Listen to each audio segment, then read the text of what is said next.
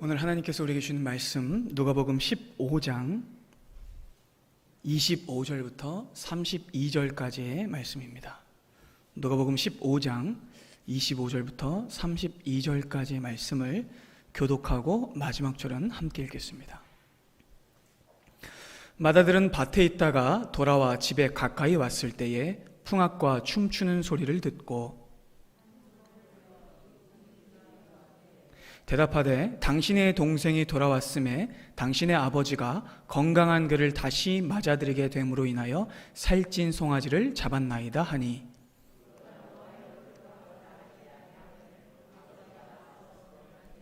아버지께 대답하여 이르되 내가 여러 해 아버지를 섬겨 명을 어김이 없거늘 늘 내게는 염소 새끼라도 주어 나와 내 벗으로 즐기게 하신 일이 없더니,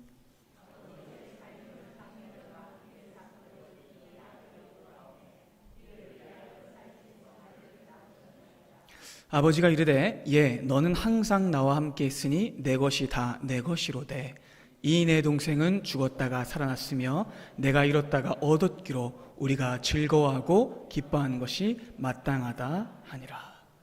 아멘. 여러분 지난주 수요일 말씀 혹시 기억하시나요? 혹시 제목도 기억하세요? 제목 달려 나오시는 아버지라는 제목이었습니다. 오늘 말씀은 지난주 말씀과 이어지는데요, 더러운 탕자 2탄이 아니라 탕자의 아버지 2편입니다. 지난주 말씀드린 바와 같이 이번에도 주인공은 탕자가 아니라 아버지입니다. 본문의 진짜 주인공은 배은망덕한 그 아들, 실패했던 그 아들, 아버지 재산 다 해먹고 거지꼴로 돌아온 그 아들을 달려가 맞아주시는 아버지이십니다. 그래서 오늘 제목은 나와서 권하시는 아버지입니다. 부제는 아니 뭐 이런 아버지가 다 있어 2편입니다. 여러분 성경의 주인공은 언제나 하나님 아버지시고 예수 그리스도이십니다. 성경의 주인공은 아브라함도 아니고 다윗도 아니고 베드로도 아니고 바울도 아닙니다. 성경의 주인공은 언제나 하나님이시고 예수 그리스도이십니다. 어떤 이야기를 볼 때에 주인공이 누군지 바로 파악해야 본문을 똑바르게 읽어낼 수 있는 것처럼 성경도 주인공이 누구신지를 알아야 바르게 해석할 수 있습니다. 누가복음 25장에는 총 3가지의 비유가 등장한다고 여러분 말씀드렸습니다. 첫 번째가 양 100마리 중에 1마리를 잃어버렸다가 되찾은 목자의 비유였고요. 두 번째가 10 드라크마 중에 1개의 드라크마를 잃어버렸다가 다시 찾았던 여인의 비유였습니다. 그리고 마지막 세 번째가 2 아들 중에 1 아들을 잃어버렸다가 되찾았던 아버지의 비유였습니다. 이 세 비유의 공통점은요, 되찾은 것의 값어치나 시가가 아니라 가장 아끼는 것을 되찾았다는 그 되찾은 사람의 기쁨, 그 기쁨 자체에 있다는 것에 여러분들 잊지 않으셔야 됩니다. 이것을요. 여러분 그렇다면 왜 우리 주님께서는 가장 소중한 것을 잃었다가 다시 찾은 기쁨의 이야기를 3번이나 반복하고 계신 걸까요? 그것은 이 맥락 속에서 이해되어져야 합니다. 예수님은 당시의 유대 종교 지도자들이 가지고 있었던 구원 독점적 사고를 강력히 비판하고 책망하시기 위해서 이 비유를 드신 것이죠. 구원은 사람의 행위 여부에 달린 것이 아닌데 구원은 오직 아버지 하나님의 기다리심과 아버지 하나님의 사랑에 달려있는 것인데, 당시의 종교 지도자들은 자기들 마음대로 선을 긋고 강제하면서 백성들을 어려움으로 올가매고만 있었습니다. 그들은 구원 여부를 자기들이 감별하고 결정할 수 있는 것처럼 행동했죠. 차별했고 억압했으며 오히려 죄인들이 하나님께 용서받기 위해 나오는 것을 가로막았었죠.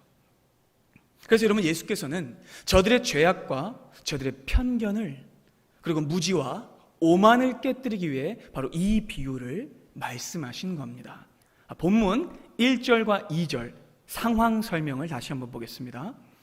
모든 세리와 죄인들이 말씀을 들으러 가까이 나오니 바리새인들과 서기관들이 수군거려 이르되 이 사람이 죄인을 영접하고 음식을 같이 먹는다 하더라.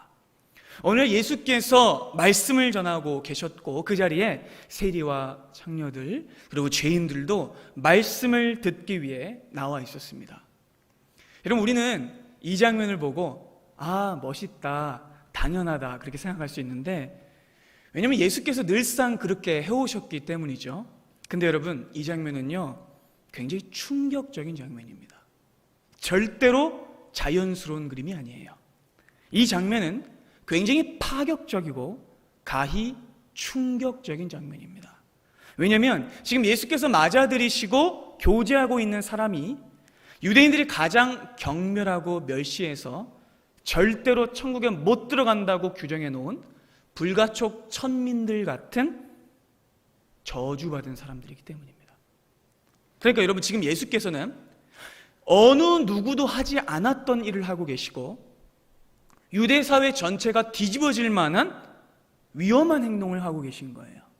이것은 사회적으로 어마어마한 파장을 일으키는 일이었습니다. 당시 종교 지도자들인 바리새인들과 서기관들은요 언제나 편을 가르고 계층을 나누고 장벽을 쳤습니다. 그들은 율법을 문자적으로만 해석하고 지독한 열심을 부리며 백성들에게 무거운 짐을 지웠어요.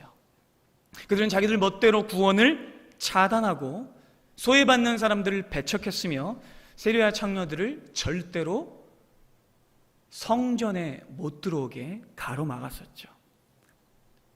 그러니 여러분, 예수께서 그 저주받은 사람들을 모두 맞아들이시고 함께 앉아서 식사를 하시고 말씀을 하시는 것을 보고 경악을 금치 못했던 거예요. 다시 한번 여러분 2절 보겠습니다. 그들이 이렇게 쑥덕거려요.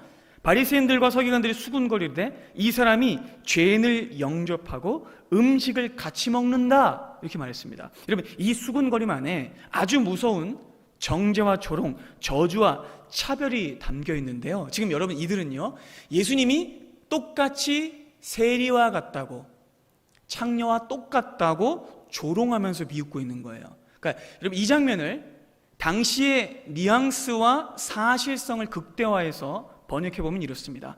저 정신 나간 랍비놈을 봐라. 단단히 미친 거다. 버러지 같은 죄인 놈들과 같이 있는 데다가 성경을 가르친다고 더러운 것들끼리 모여서 잘들 논다. 이렇게 말하는 거예요.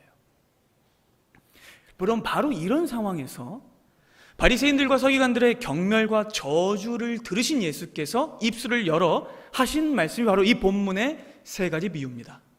예수께서는 자기들만 구원을 받은 자들이라고 뻐기면서 율법의 외적 기준으로 타인을 정죄하고 뻔뻔하게 행동하는 당대의 바리새인들과 서기관들에게 이렇게 말씀하시는 거예요. 너희들은 생각 자체가 완전히 틀렸다. 너희는 율법도 성경도 잘못 알고 있다. 하나님 아버지는 너희가 오해하는 것처럼 사람을 차별하시는 분이 아니시다. 하나님 아버지는 잃어버린 자기 자녀를 목 놓아 부르고 찾는 분이시며 마침내 되찾았을 때에 버선발로 뛰어나가 맞으시는 사랑의 아버지시다 라고 말씀하시는 거예요. 그래서 여러분, 첫째 비유와 둘째 비유와 셋째 비유의 결말이 똑같은 후렴구로 맞춰지는 겁니다. 여러분 7절 보실까요? 7절 보겠습니다. 내가 너희에게 이르노니 이와 같이 죄인 한 사람이 회개하면 하늘에서는 회개할 것 없는 의인 99으로 말미암아 기뻐하는 것보다 더하리라. 여러분, 어떻게 끝나죠? 기쁨으로 끝나죠. 자, 여러분 보세요. 두 번째 비유인 10절입니다. 함께 읽겠습니다. 내가 너희에게 이르노니 이와 같이 죄인 한 사람이 회개하면 하나님의 사자들 앞에서 기쁨이 되느니라. 여러분, 어떻게 끝나죠? 기쁨으로 끝나요. 자, 마지막으로 오늘 본문이자 15장 전체의 결론인 32절도 한번 읽어보겠습니다. 이 내 동생은 죽었다가 살아났으며 잃었다가 다시 얻었기로 우리가 즐거워하고 기뻐하는 것이 마땅하다. 어떻게 끝나요, 여러분? 기쁨으로 끝나죠. 여러분, 이 세 비유는요, 똑같은 후렴구로 끝나요. 기쁨으로요. 선긋기나 비판이나 정죄로 끝나지 않고요, 기쁨과 감사와 행복으로 끝납니다. 여러분, 예수님은요, 정죄하고 차별하는 아버지를 소개하지 않고 용서하고 기뻐하는 아버지를 소개합니다. 여러분, 예수님은 하나님의 아들이시죠? 예수님은 하나님의 본체이시죠? 아멘이 되시죠, 여러분? 그러니까 예수님만큼 하나님 아버지를 잘 아시는 분은 없습니다. 아멘이시죠, 여러분? 그렇다면 예수님이 소개하시는 아버지가 진짜 아버지예요. 바리새인들과 서기관들이 소개하는 아버지는 아버지가 아니에요. 진짜 하나님의 아들인 분이 소개하는 분만이 아버지 하나님이십니다. 사랑하는 여러분, 우리가 믿는 하나님은요, 이런 아버지세요. 지난 시간의 말씀대로 아버지를 죽은 사람 취급하고 다만 유산이나 떼달라고 땡깡 부리면서 떠난 불효자, 유대사회에서 감히 상상조차 할 수 없는 악행을 저지르고 나간 그 아들 녀석을 매일마다 동구 밖에 나가 기다리시는 아버지십니다. 둘째 녀석은 돌아왔어요. 천신만고 끝에. 그러나 여러분, 이 둘째 녀석이 돌아올 때 아버지를 사랑해서 돌아온 게 아니었습니다. 여러분 기억하시죠? 아버지가 보고 싶다거나 형이 그립다거나 가족에게 미안함을 느껴서 돌아온 게 아니었어요. 그는요, 고작 배고파서 따뜻한 밥 한 끼 얻어 먹으려고 왔습니다. 그는요, 자신을 노비로나 써달라고 말하려고 돌아왔습니다. 그는 아직도 철이 없죠.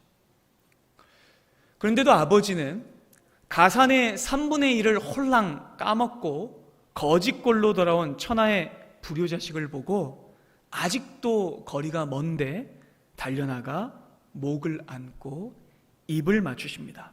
돌아온 아들에게 따뜻함과 포옹을 아버지는 전해주었죠. 아들은 말했어요. 아버지, 저는 이제 더 이상 아버지의 아들이라고 칭함받을 수 없어요. 저를 노비 중에 하나로나 써주세요. 이렇게 말하려고 했는데 아버지는 아들의 입을 팍 막더니 이렇게 말씀하죠. 여봐라, 제일 좋은 옷을 가져다가 입히고 가락지를 손에 끼우고 발에 신을 신겨라.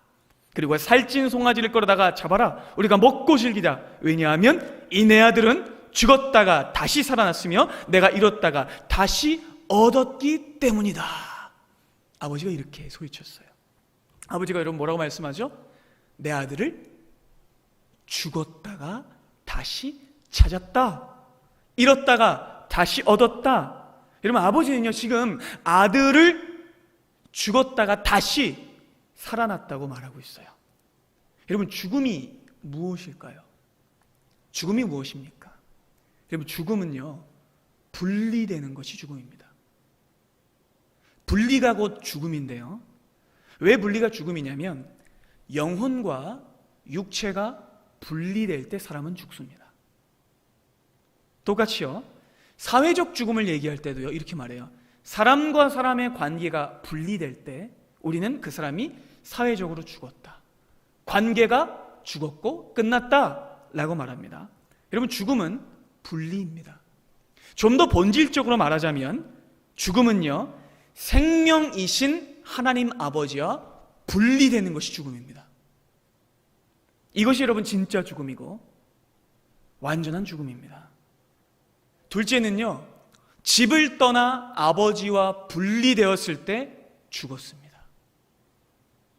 관계가 끊어졌고 만남이 분리되었으며 아버지를 떠났기 때문에 죽은 것입니다. 그런데 그가 아버지께 돌아오자 그는 살아났어요. 그는 정말로 죽었다가 다시 살아났습니다. 그렇다면 여러분, 어떻게 해서 이 둘째 아들이 살아날 수 있었죠?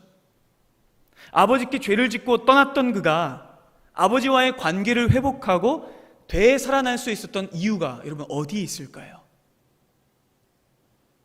그것은 다른 어떤 것에도 있지 않고 오직 아버지의 사랑에 있었습니다. 아버지의 사랑과 아버지의 용서 되문에 아들은 되살아날 수 있었습니다. 사랑하는 여러분, 바로 여기에 복음이 있습니다. 탕자에게는 다시 살아날 만한 자격이나 어떤 공로도 없었습니다. 그가 아무리 돌아왔다고 하더라도 아버지가 기다려주지 않았다면, 아버지가 받아주시지 않았다면, 아버지가 용서해주지 않았다면 아들은 아무 도리 없이 그저 죽음의 상태에, 버려진 상태에 머물러 있을 수밖에 없었을 것입니다. 아버지 사랑이 없었다면 그는 다시 아들이 될 수 없었을 것입니다. 오직 아버지의 기다림과 용서로 인해, 아버지의 사랑으로 인해 아들은 되살아날 수 있었습니다.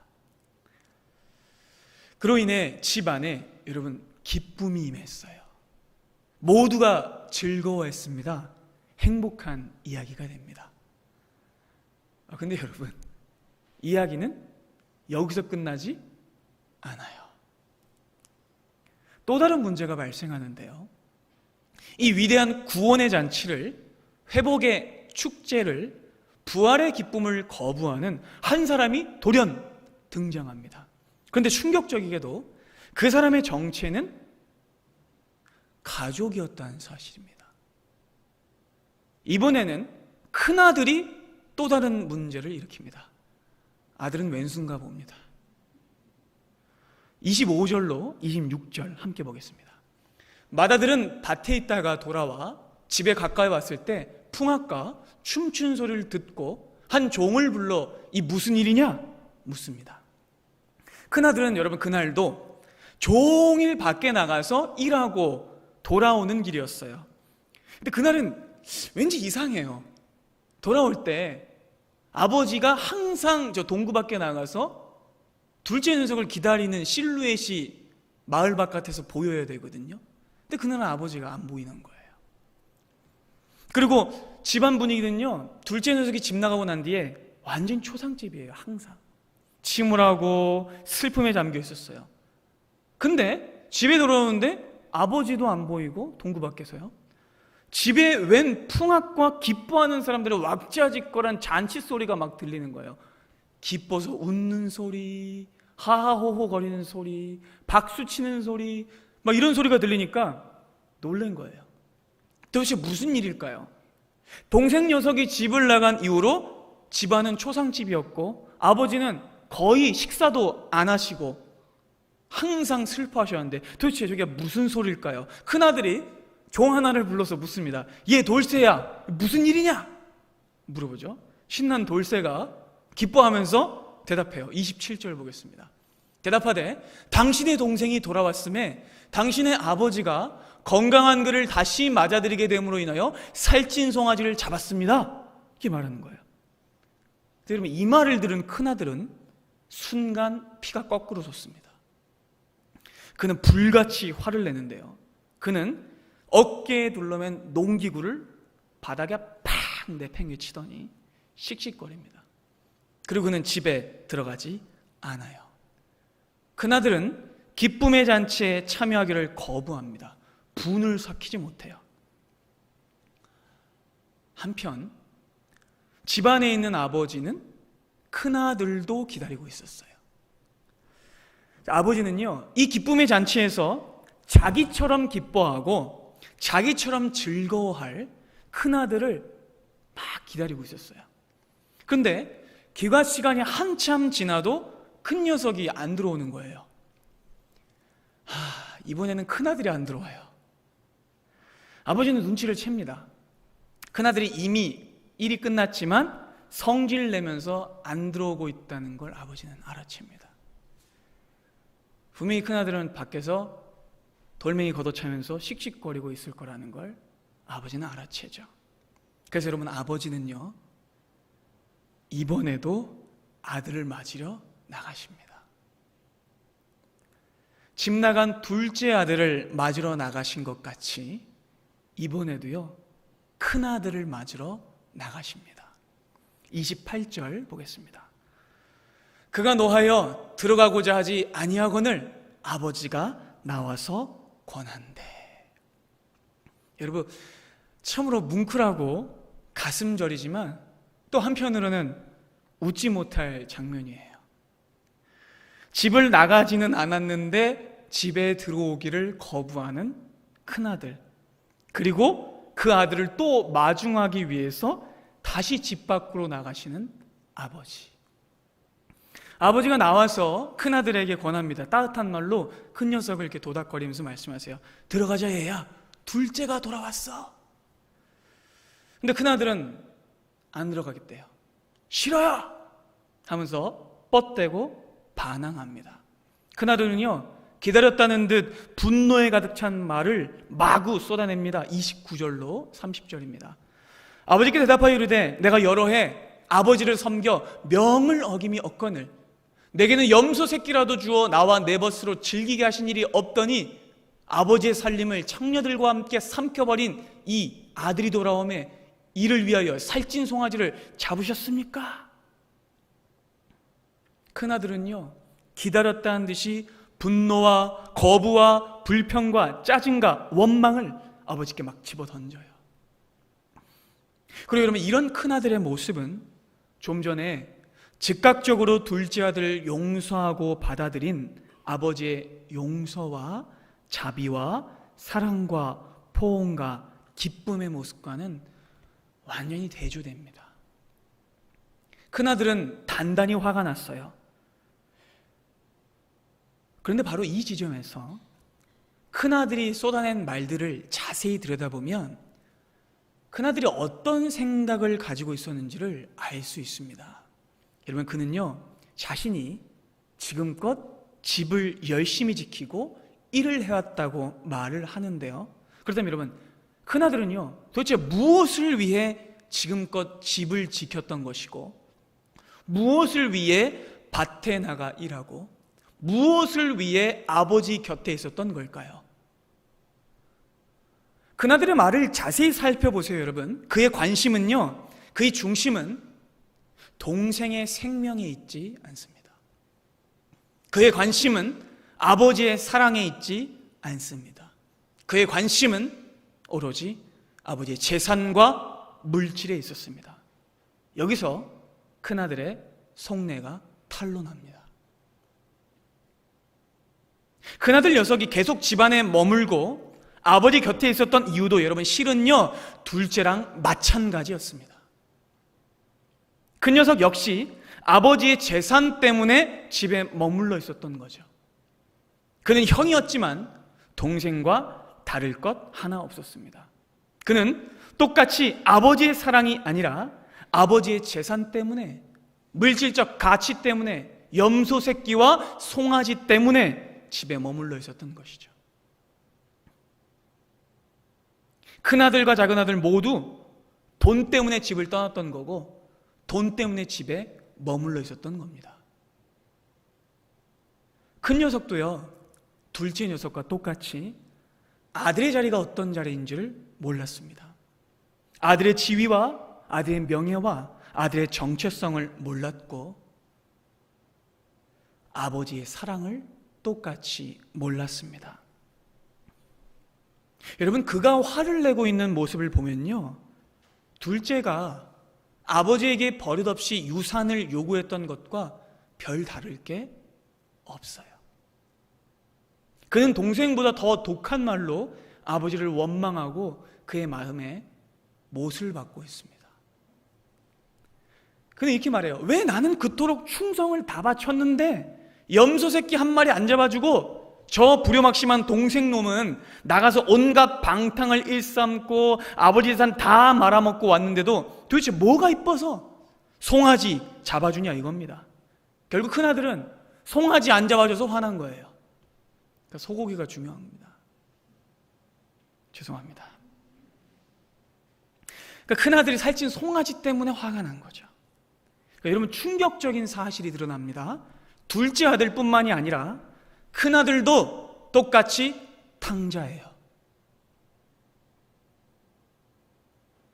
둘째만 아버지를 유산이나 물려주는 노인으로 안 것이 아니라 첫째 녀석도 별 다를 것이 없었던 겁니다. 큰아들 역시 아버지의 재산이 제일 중요했죠.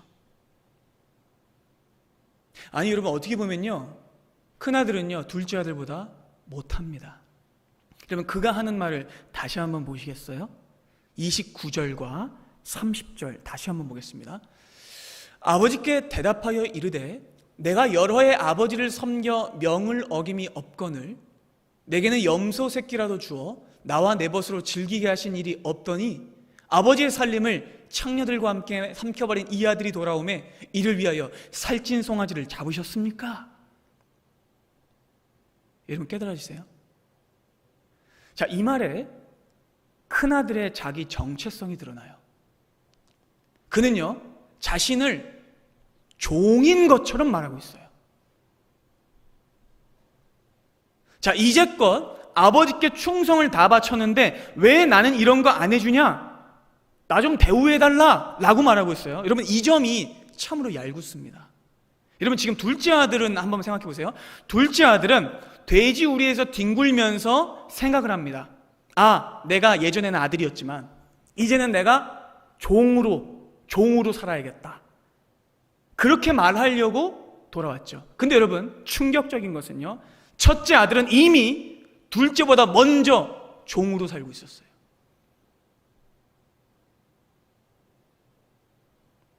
그는 아들이 아니라 노비로 살고 있었습니다.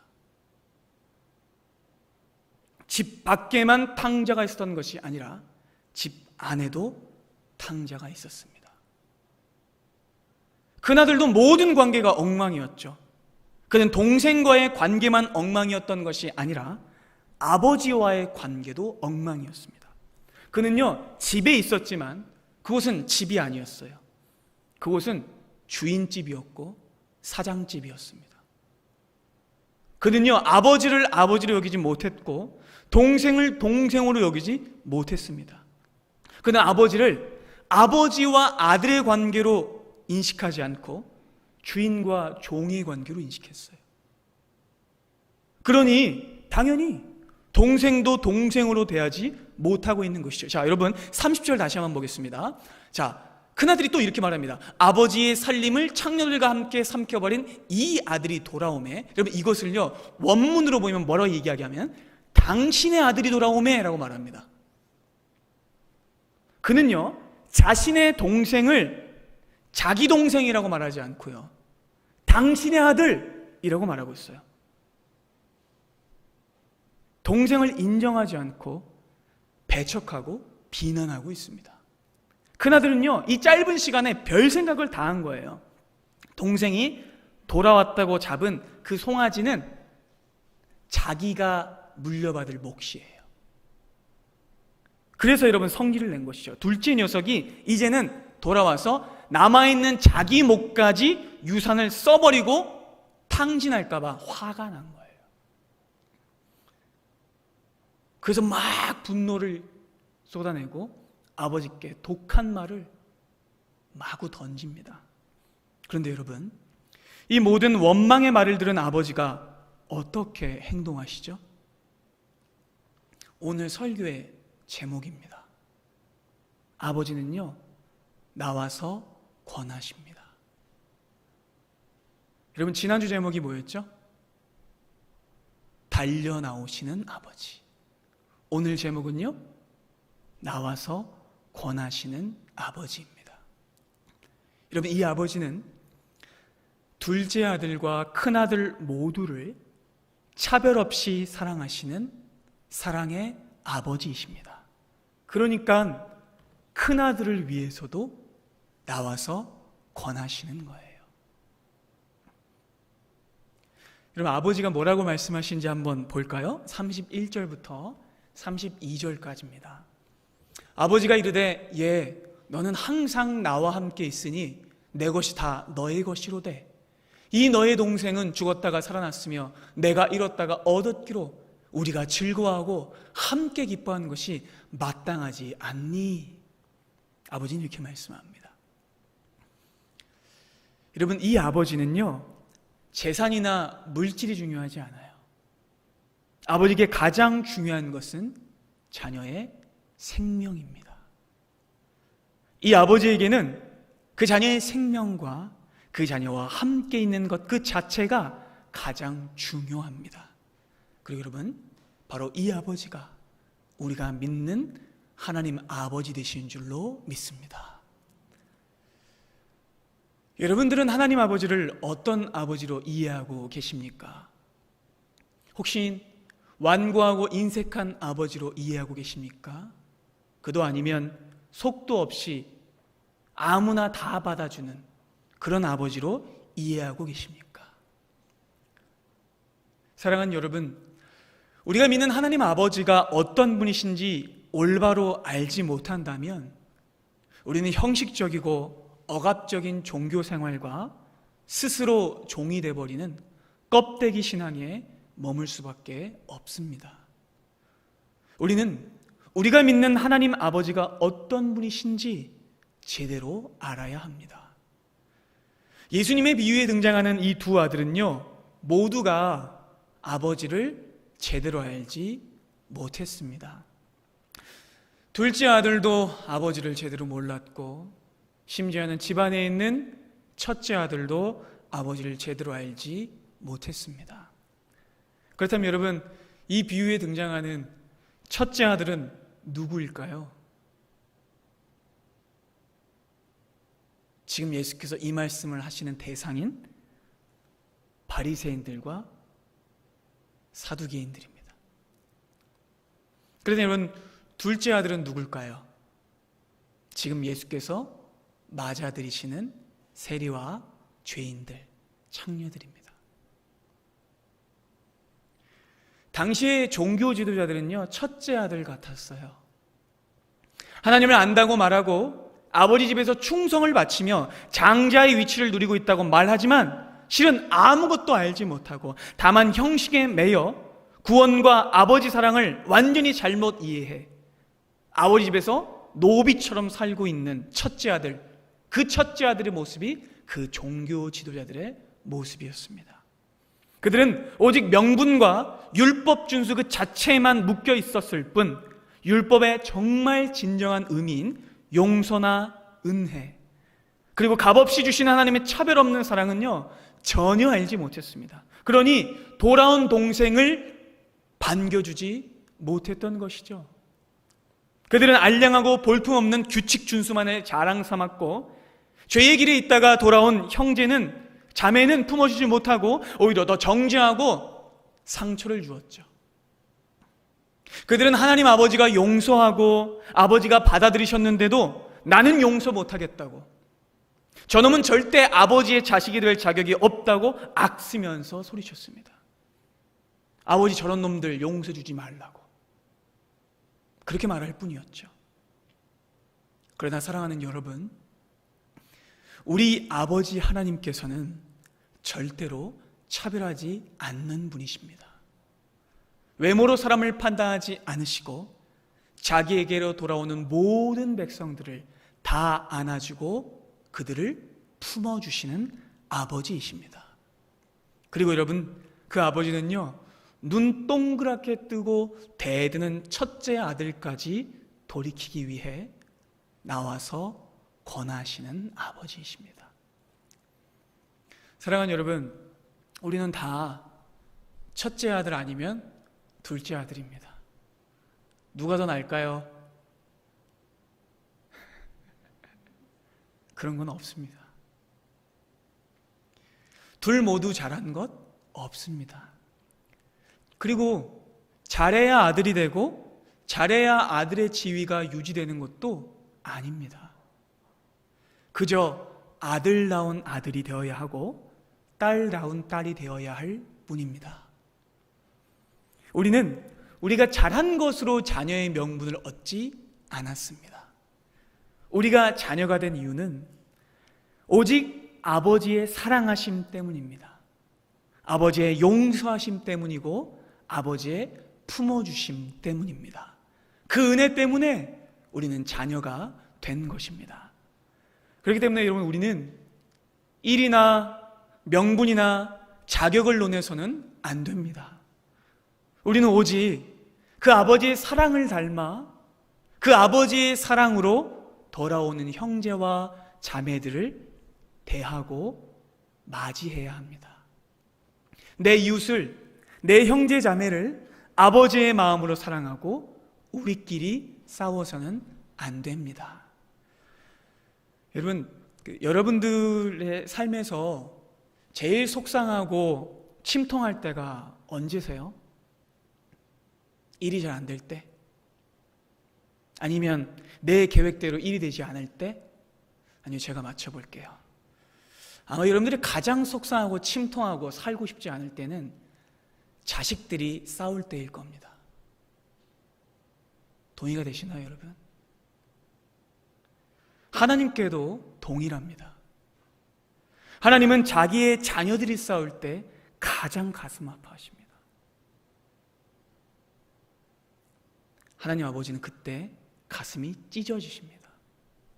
아버지께서는 우리가 싸우는 것을 원치 않으십니다. 우리는 경쟁자나 라이벌이 아니에요.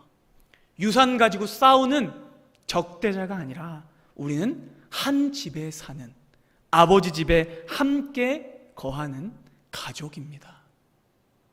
사랑하는 여러분, 교회는요, 하나님의 아들과 하나님의 딸들이 다투지 않고 영원히 함께 살며 누가 오든 받아들이는 곳입니다. 내가 더 잘했다고 싸울 것 없고 너 못했다고 눈 흘길 것 없습니다. 왜냐면요, 자녀들은 잘한 게 없거든요. 오직 잘한 분은 아버지밖에 없습니다. 그래서 우리는 자랑할 필요가 없습니다. 이 천국 가정의 가장이신 아버지께서는 집 밖의 탕자인 둘째 아들뿐만 아니라 집 안의 탕자인 큰아들까지 따뜻하게 맞아주시는 분이십니다. 그리고 아버지는 똑같은 사랑으로 첫째도 타이르면서 이렇게 말씀하시죠. 너는 나와 항상 함께 했으니 내 것이다, 너의 것이 아니냐. 돌아온 아이는 다른 애가 아니야, 네 동생이다. 우리가 같이 잃어버렸다가 같이 찾았지 않니? 그러니 함께 기뻐하자꾸나. 아버지는 이렇게 말씀하십니다. 사랑하는 여러분, 우리 함께 기뻐합시다. 잘잘못 따지지 말고 성과 여부 따지지 말고 서로 용서하고 배려하며 존중하고 용납합시다. 누가 먼저 믿었나, 누가 늦게 믿었나로 서열 정하지 말고 가족됨으로서만 함께 기뻐합시다. 우리 아버지는요, 재산에 관심 없으세요. 언제나 우리가 돌아오길 바라시고 우리가 화목하기만을 기뻐하시는 아버지십니다. 사랑하는 여러분, 혹시 어떤 세상적 가치 때문에 아버지 집을 떠나려고 하지는 않으셨습니까? 아니면 세상적 가치 때문에 아버지 집에 억지로 머물러 계시지는 않았습니까? 만약 여러분들이 구하는 가치가 아버지와의 사랑의 관계가 아니라면 어디에 있어도 헛된 것을 쫓을 뿐입니다. 교회 밖에 있어도 교회 안에 있어도 아버지와의 사랑이 아니면 헛된 것입니다. 그것은 종의 사고방식일 뿐이죠. 비록 우리가 예전에는 종이었을지 몰라도 여러분, 이제는 아닙니다. 이제는 가치관이 바뀌고 삶의 중심이 바뀌고 시야와 목적이 바뀌어야 합니다. 이제는 더 이상 종으로 살지 말고 형제로, 자매로, 한 가족으로 살아야 되는 줄로 믿습니다. 그래서 여러분, 사도 바울은 갈라디아서 4장 7절에서 이렇게 말씀했습니다. 함께 읽겠습니다. 그러므로 내가 이후로는 종이 아니요 아들이니 아들이면 하나님으로 말미암아 유업을 이을 자니라. 아멘. 사랑하는 여러분, 우리는 더 이상 종이 아닙니다. 우리는 형제요 자매입니다. 하나님의 자녀답게 그분의 유업을 이으셔야 합니다. 아버지의 뜻을 이으셔야 하고 아버지의 정의로움을 이으셔야 하고 아버지의 사랑을 이으셔야 하고 아버지의 은혜를 이으셔야 하고 아버지의 용서를 이으셔야 합니다. 그 길로 함께 가기를 소망합니다. 아버지의 마음으로 여러분들 옆에 있는, 앞에 있는, 뒤에 있는 형제와 자매를 사랑하고 용서하며 우리 주님께서 가셨던 것처럼 친구를 위하여 생명을 던지는 그 길로 우리 다 같이 함께 가길 소망합니다. 그 사랑의 아버지, 용서의 아버지를 닮아 우리도 언제나 돌아오는 그 탕자들을 기쁨으로 맞아들이며 춤추며 함께 기뻐하는 아버지 닮은 자녀가 되길 소망합니다. 우리도 달려나가고 우리도 나와서 권하게 되는 그런 하나님 아버지를 닮은 자녀가 되기를 소망합니다. 기도하겠습니다.